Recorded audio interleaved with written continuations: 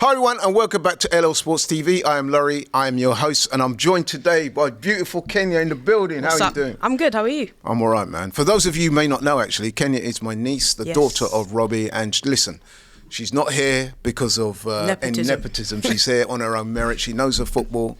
She's been doing what you've been doing, some fan cams, you've done some other fan channel stuff, and you're making your debut on LL Sports TV. Big up. And I'm very proud of that fact. But we're here to talk business. We're here to talk business because this weekend, following their, some would say, disastrous campaign, winter break or whatever it was, warm weather training that saw Kai Havertz get injured, Arsenal are back in action. They're away to Leicester. And myself and Kenyah are going to preview this game. It's a big game. Kenyah, your initial thoughts? I can't lie, I'm very worried. Because what I should say is I'm worried about that front three. Because, number one, we've never seen it before. And number two, it's like, what if that front three doesn't gel? What if that front three doesn't score? Like, we're expected to beat Leicester, and if we don't, it's like, how are you going to beat West Ham? How are you going to beat Forest, who are teams much better than Leicester? Yeah. So I can't lie, I'm actually very worried. I'm very worried. No, you're not the only one, man. I mean, no disrespect, Leicester is a team that we should be beating. What are they? 18th in the table? Yeah, relegation fodder, essentially. Yeah, you know what I mean? They've only had 4 wins all season. I think Bournemouth, Southampton, West Ham, but they did beat Tottenham. So, yeah, that's true, that's true. But then everybody beats Tottenham. So, like you said, she's Robbie's daughter. Right? No, but like you said, remember, who did we play after is it Aston Villa we played after Spurs? Yeah. And then you said, that game's not really looking like an accomplishment now because of how easy. I mean, they've lost 13 games. Yeah, man. Yeah, so yeah. I mean, you used to live in Leicester. Tell us a little bit about the football club and what it means to the town or the city. It's a city. Yeah. It's quite a poor city, but what I would say is they're football mad. I mean, when I went, they also have like a rugby team as well. The Leicester Tigers. The Leicester fans are very proud of the football club and where it is. I actually used to live so close to it. I used to live like 2 minutes walk from it, and on a game day, you see all the fans walking down, and they're very proud of it. I think at the time when I was there, obviously James Maddison was there, Yuri Tielemans was there. So it's a nice club. It's actually a club that I like a lot. I think, especially when they won the league, obviously I wish that would have been us, but I felt happy for them. It was nice to actually see a small club essentially go against the odds and do something so incredible. Yeah, interesting. Yeah, it is a nice club. Yeah, I mean, I've been up there myself a couple of times, and you're right. It's a nice stadium as well. Nice ground. Yeah, nice stadium as well. Yeah. I think it's. I wouldn't say it's particularly an intimidating ground. Nah, 100%. I think it's not a Newcastle, it's not an Anfield, but I think, if you give them something to sing about, do you know what I mean? Which we can't afford to do. Yeah, which we can't afford to do. And I feel like right now I'm looking at that Leicester forward line and I'm like, oh my God, that line is actually better than our line. It is. Please. It is right now. Yeah, you know what? Do you know what I mean? They got Jamie Vardy, who's the proof's in the pudding. The guy's, to me, he's a Premier League legend. And he's a Leicester legend as well. Yeah. And then you've got guys like Buonanotte, who's on loan from Brighton. He's been so good. So I feel like I'm really fearful of those players because I look at our front line. I'm like, okay, Ethan Nwaneri, yes, he's really good, but he's also a kid. And I look at Trossard, he's had a mixed bag of a season. Raheem Sterling's been nowhere near what we wanted. I'm like, I don't know, man. How do you think that front three configures? Because let's face it, there is no option. Yeah, that is the front three. That is the front three. But who would you play through the middle? Oh, it's tough, I think maybe Trossard, because I feel like when I think about when Trossard first joined, he kind of played that false nine and he looked so good. He was really good. And I'd probably play Raheem Sterling on the left and Ethan on the right. But I think they would naturally all just swap around. But that's what I'd probably go with. I mean, it's weird because you think about Raheem Sterling when he was really, really good at City. He played as a false nine. Yeah. But I'm like, that was such a long while ago. Do you know what I mean? A lot's happened since then. He also did for Liverpool back when he was really young. Probably about the same age as Nwaneri is now. I remember him. I actually was at that game. He played up top for Liverpool against Arsenal. I think Mertesacker was marking it. And he out-jumped. Yeah, I remember. I remember that. I was at that game. And I thought, what are the youths doing? You know what I mean? But obviously that was a long time ago. Yeah. But you know what? With regards to that front line, I've got a slightly different take on it. Let me know what you think about this. I would actually go Nwaneri through the middle. And the reason why I say that is because this kid, right, I call him the most exciting talent at Arsenal 100%. this season. And that's even with Saka in the team. And listen, you know what I mean? No one thinks more highly of Saka than me. Saka's the guy. But in terms of raw, explosive talent, this kid is everything. I like his confidence. I like the fact that he's prepared to take players on and shoot. And I think that him through the middle, his low centre of gravity, his pace, his ambition, his fearlessness, I think he's worth a look through the middle. You know, I'm not against that, because what I will say is he actually shoots. Yeah. That's something that this season, I look at Trossard so many times, and it's weird to say, because out of that like usual front three we have, and when Trossard comes off the bench, he's the one that actually gets a lot of shots off. But like, there's times where I'm like, just shoot, Odegaard, just shoot. Doesn't shoot. And like, Ethan, look at that Man City game. He came on in about 3 minutes, he'd scored, because he just took his one shot and he scored it. So I'm not necessarily against that. I'd be happy. I mean, they've said that he's played false nine before. Yeah, I looked at, I did some research on him, obviously. And they've said that, previous games for Arsenal in the academy and stuff like that, he has played as striker and has scored goals. Yeah. So I would try him. I mean, there's nothing really to... There's nothing else to try, is there? Do you know what I mean? Unless you're putting the common consensus would be to play Trossard through there. Yeah. But I would like to go a little bit different, a little bit of a maverick thought there, try something different, see how that works out. But look, we'll see. I'm not against it as long as we win and we score. And we score goals and we look good, because I feel like as well this game is not also just about winning, and it's also kind of saying that this front three can work, because if it doesn't work, that's it, the season's like finished. You know what I mean? You have to give the fans a bit of hope. We've already been let down this window by not bringing anyone in, and now we've lost Saka, we've lost Martinelli, we've lost Kai Havertz. And it's like this front three now, like especially to Arteta, that's it. This must work. Like it's not, it's a non-negotiable. I can't lie. Even if we beat Leicester but we won 1-0, I wouldn't be happy with that, because it's like, you know what, you actually have to prove to me now that I should restore my trust in you after, the shenanigans of this January window.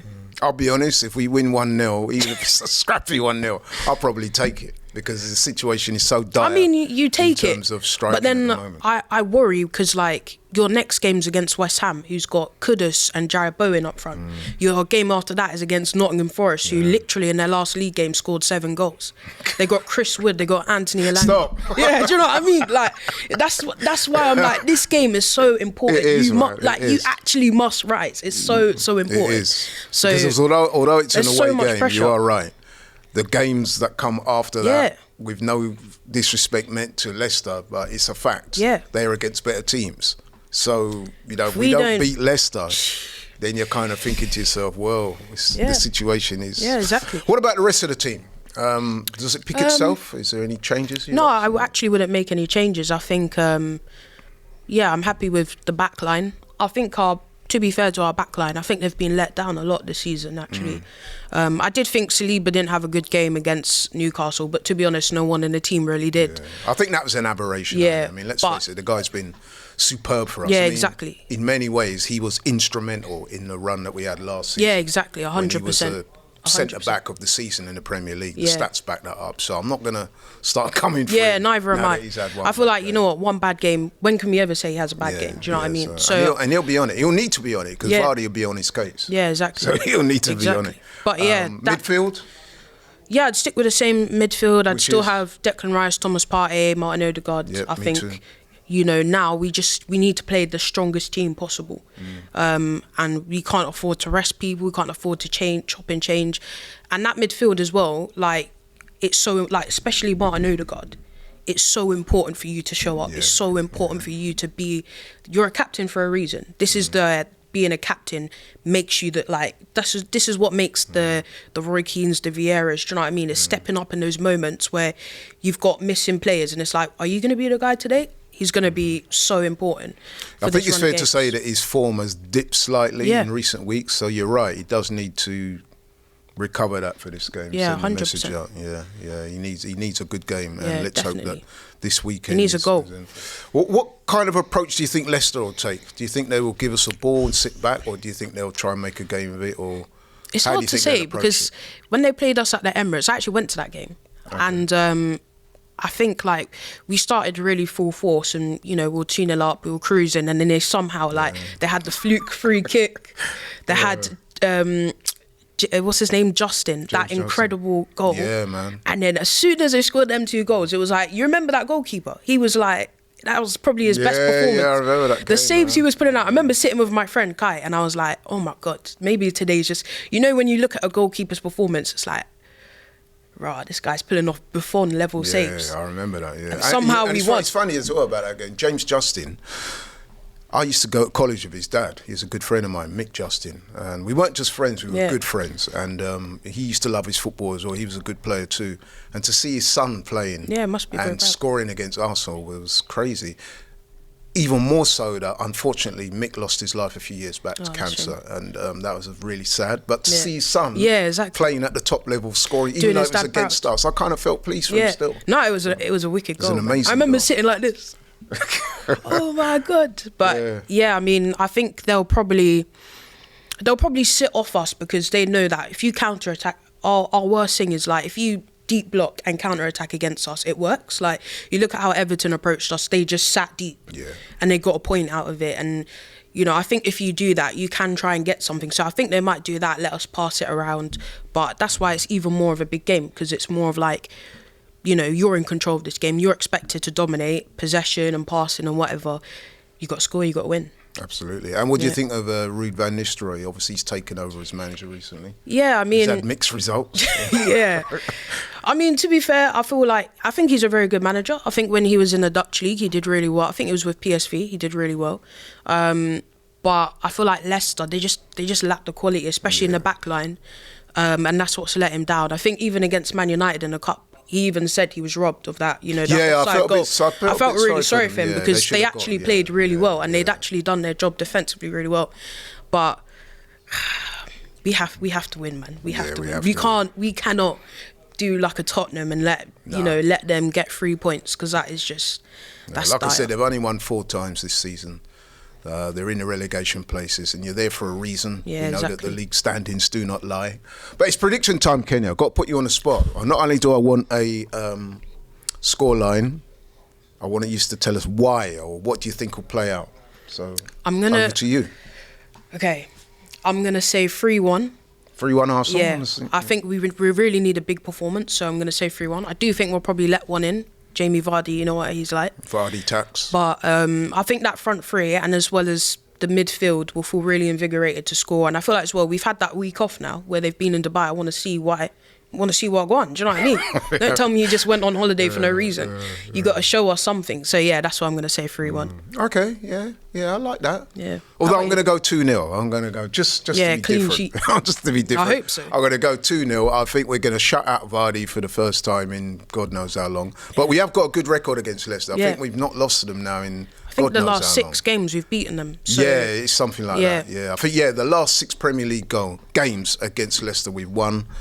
We've actually won our last 3 against them at their ground as well. Okay, that's so good. We're going there with some confidence that it's a ground that we've done well in the past. I expect Arsenal to win this game. It might not necessarily be easy. You might need to break them down, but I do think that Arsenal win by 2 clear goals. I'm backing Saliba to come back with a vengeance. Yeah, because 100%. We know he didn't have particularly... Actually, you're right. It wasn't just him. It wasn't just him, but his one was bad. You know what I mean? So, I think that with all that's happened, I think that they will galvanise. I think they will come together. Yeah. I think they will get the job done on the day. So I'm going 2-0. You've gone 3-1. Yeah, I've gone 3-1. What do you guys think? Let us know what you think. Let us know what you think. Who should play up front? Like Kenyah's gone for Trossard through the middle. I've gone for Managerial, something a little bit different. Be interested to hear what you guys think. But listen, Kenyah, thank you so much. Thank you so much. It was a debut on the LL Sports TV today. Hope you enjoyed what she had to say. She knows her football. Me and her go back and forth a lot, so she knows what she's talking about, as you can see. Thanks so much for watching. Really appreciate it. If you're new to the channel, please like, share and subscribe, and we will see you soon. We are out. See you later.